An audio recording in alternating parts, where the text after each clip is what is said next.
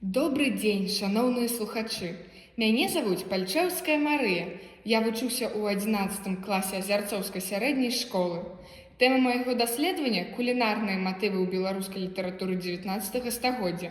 На прыкладзе паэмаў Вікенція Равінскага «Энеіда на выварат» і Канстанціна Вераніцына «Тарас на Парнасе». Ежа не толькі ўмова фізічнага існавання чалавека, а шматгранная культурная з'ява. Шматвекавую, вельмі багатую і цікавую гісторыю мае і беларуская кухня. Актуальнасць работы заключаецца ў тым, што вывучэнне нацыянальнай кухні – гэта крыніца спасціжэння сваіх каранёў, захавання культурнай спадчыны і самабытнасці народа. Акрамя гэтага, папулярнасць беларускай кухні пастаянна расце, у тым ліку і сярод замежных турыстаў. Адносіны беларусаў да ежы, да застолля знайшлі сваё адлюстраванне ў беларускай літаратуры. Найбольшую цікавасць у гэтым плане выклікае літаратура першай паловы 19 стагоддзя. У гэты час пачаўся працэс фарміравання новай беларускай літаратуры, вызначальнымі формамі якой становяцца бурлеска і травесці. Яркімі прадстаўнікамі бурлескна-травесційных твораў з'яўляюцца паэмы Вікенція Равінскага «Энеіда на выварат» і Канстанціна Вераніцына «Тарас на Парнасе». Мэта даследавання – вызначыць асаблівасці беларускіх страў, апісаных у творах беларускай літаратуры 19 стагоддзя. Акрэсленая мэта рэалізоўвалася праз вырашэнне наступных задач.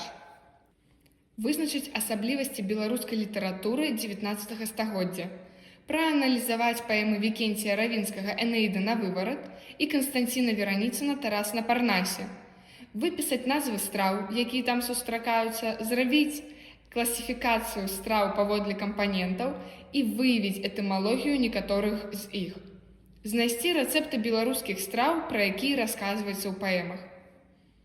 Аб'ект даследавання – паэмы Вікенція Равінскага «Энеіда на выварат» і Канстанціна Вераніцына «Тарас на Парнасе». Прадмет даследавання – беларускія нацыянальныя стравы як паказчык культурнай і сацыяльнай адметнасці народа. Метады даследавання вы бачыце на экране. Тэарэтычная, метад лінгвістычнага апісання, метад комплекснага аналізу лексемаў. Структура работы прадстаўлена уводзінамі, 3 главамі асноўнай часткі, заключэннем, спісам выкарыстаных крыніц, дадаткамі. Паўстае пытанне: наколькі старажытныя беларускія стравы добра вядомы ў сучасным грамадстве і дзе выкарыстоўваюцца ў нашым паўсядзённым жыцці? Выкарыстанне ў паэмах Вікенція Равінскага «Энеіда на выварат» і Канстанціна Вераніцына «Тарас на Парнасе» шматлікіх назваў страў беларускай кухні абумоўлена неабходнасцю перадачы нацыянальнага каларыту, які надаваў тэкстам экзатычнасць, а значыць, выклікаў цікавасць.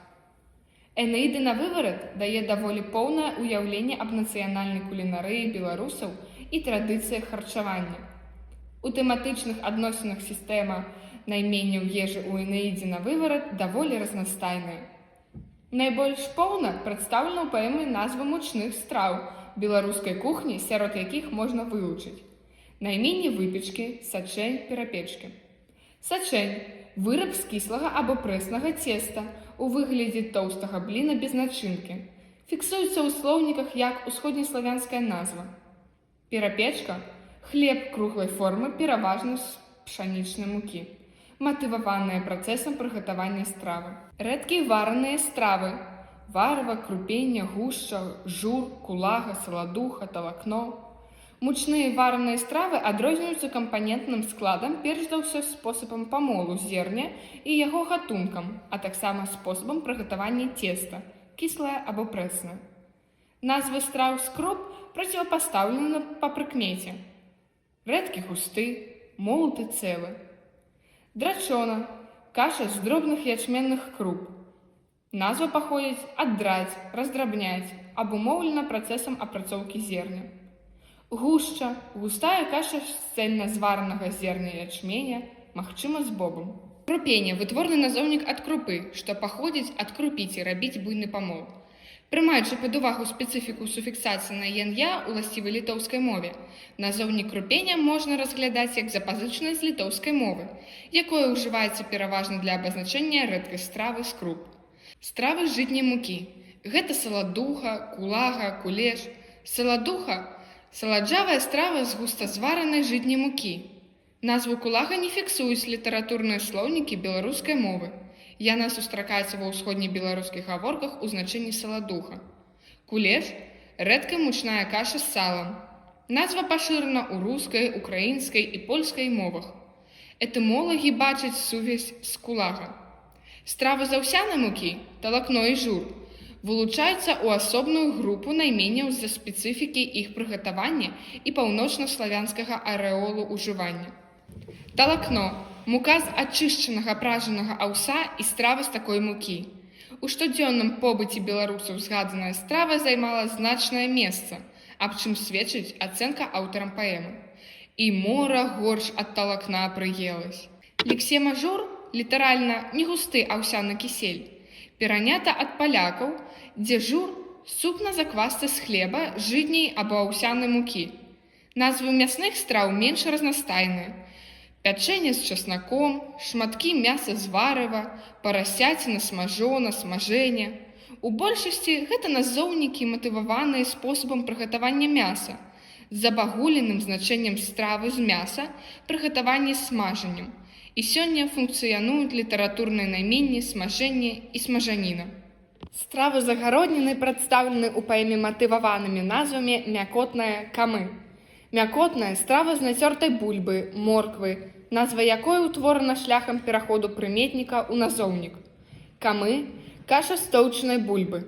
Першапачаткова страву пад такой назвай гатавалі з варанага тоўчанага бобу, гароху, льнянога семені, скачанага ў галкі, паступова дабаўляючы бульбу.